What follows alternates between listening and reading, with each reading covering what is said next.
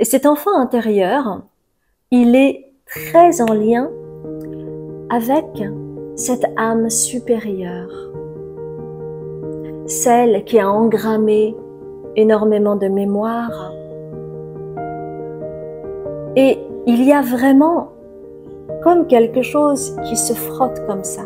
Mais l'enfant intérieur est incarné, vous voyez?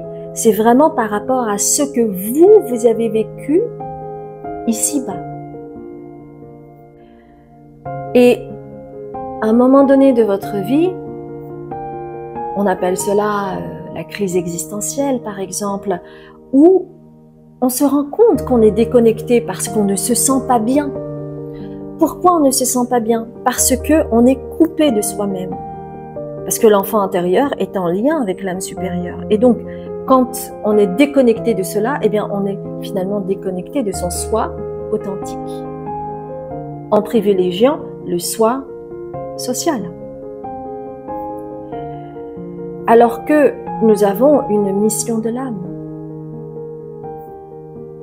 Et à ce moment-là, on entre dans un gouffre qui peut se matérialiser par une dépression, un burn-out, qui vous fait vous poser les bonnes questions.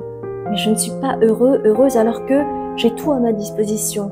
J'ai l'argent, j'ai un travail, j'ai une famille et pour autant, je ne suis pas heureux, je ne suis pas heureuse. Pourquoi? Et peu à peu, si ces personnes en souffrance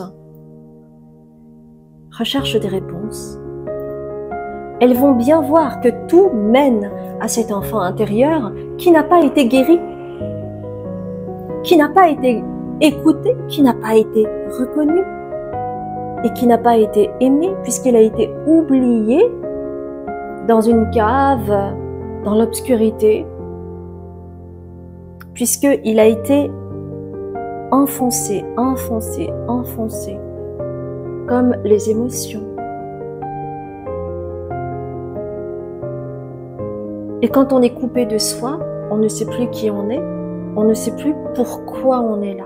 Et ça devient une souffrance intolérable. Et c'est en cela que la reconnexion à l'enfant intérieur est nécessaire pour pouvoir vous alléger, pour pouvoir guérir de vos blessures et qui restent gravées dans ces cellules et qui ressortent à chaque fois sous forme de schémas répétitifs.